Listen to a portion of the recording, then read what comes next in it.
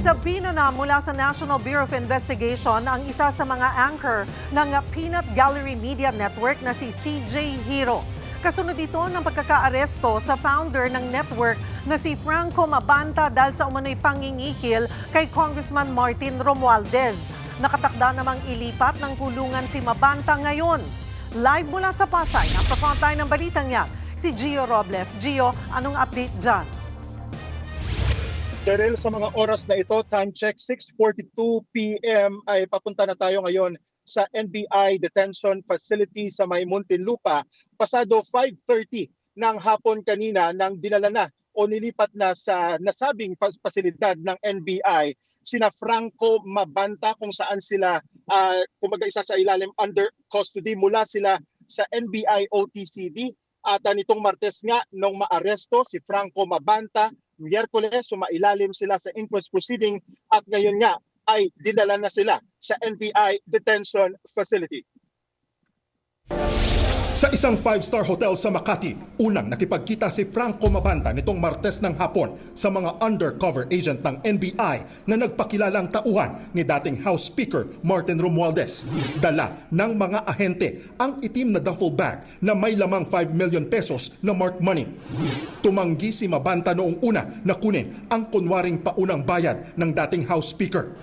Nagbigay siya ng bagong address kung saan dadalhin ang bayad. Sa isang exclusive village sa Pasig, naghihintay ang kanyang mga kasama na may male-maletang dala. Sa mga maleta umano, ilalagay ng mga kasama ni Mabanta ang natitirang 70 million pesos na budol money o peking cash pala na bahagi ng payoff. Sa surveillance video, maririnig ang boses ni Mabanta na kausap ang ahente sa telepono. Hello sir, pinatawag ko lang sir to confirm lang na tama yung tao na So si Jimmy to sir, no? Tama.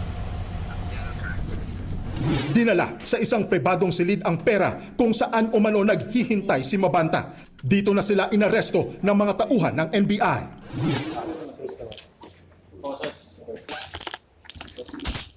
Sa kabila ng mga ebidensya ng NBI kina Mabanta, naniniwala ang legal counsel ng dating VJ at commercial model na mahina ang reklamo ni Romualdez. Yeah, I know them naman personally, and I know they are very defensible.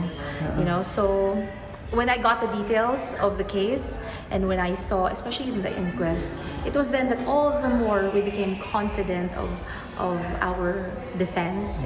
Bagay na kinontra naman ni NBI Director Melvin Matibag. Well, that's always the claim. But it's not for us to say it, but it's the court and the prosecutor who will assess it.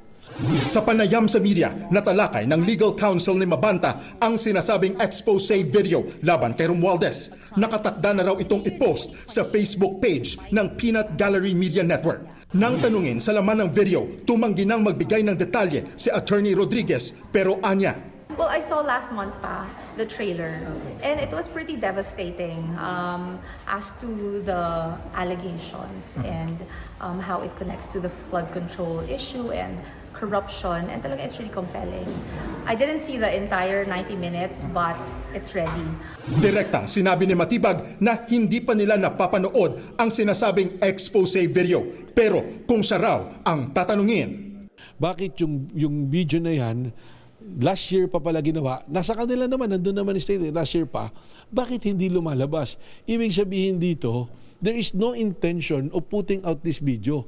The intention is to get a big payout, malaking kita. Sa pahayag naman ng spokesperson ni Romualdez na si Attorney Elaine Atienza, sinabi niyang irrelevant o wala nang kinalaman sa kasong extortion ni Mabanta kung anuman ang umano'y expose video.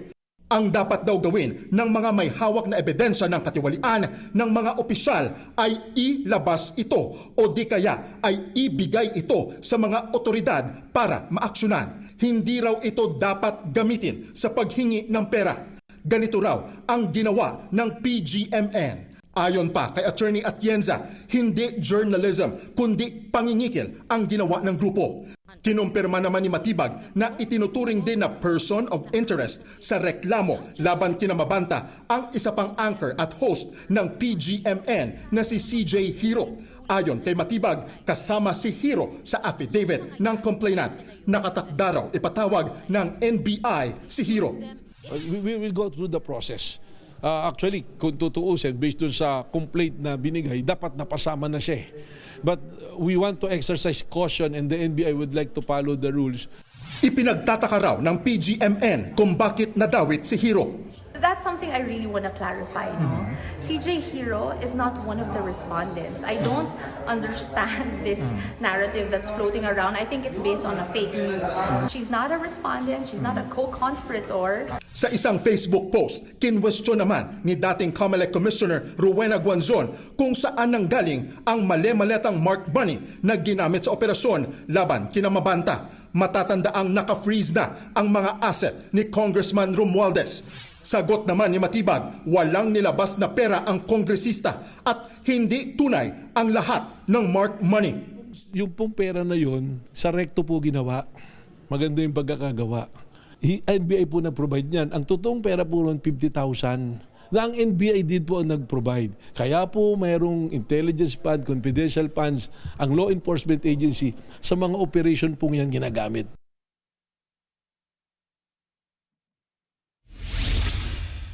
Cheryl, time check, 6:52 ngayong gabi at patuloy tayong nakasunod sa convoy kung saan papunta na nga sina Franco Mabanta sakay ng sasakyan ng NBI kung saan sila dadalhin sa NBI detention facility. At update naman sa panayam kanina ni NBI Director Melvin Matibag sa Storycon sa One News, kinumpirma nito sa ating kapatid anchor at One News anchor na si Edwin Gao na may subpoena na ang isa sa mga PGMN anchor at host na si CJ Hiro. Wala pa tayong pahayag mula kay Hiro sa mga oras na ito. Yung subpoena hindi po ibig sabihin na aarestuhin si Hiro, kundi pagpapaliwanagin siya, ihingan siya ng explanation ng NBI. Kanina naman ay sinubukan nating humingi ng pahayag sa legal counsel ni Franco Mabanta nang dinala na sila sa may detention facility ng NBI kung magkano yung kanilang magiging bail, pero tumanggi muna silang magbigay ng dagdag na detalye